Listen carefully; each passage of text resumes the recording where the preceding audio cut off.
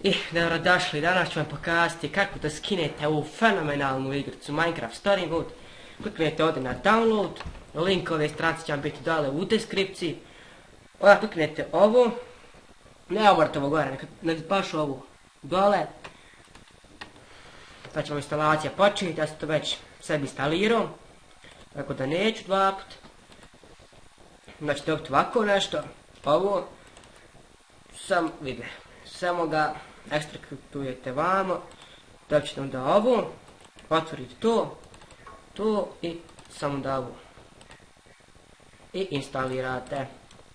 Igrica radi, evo da vam pokažem da radi, samo sačekamo da nam se otvori. Evo, Minecraft Story Mode. Evo, Minecraft Story Mode radi.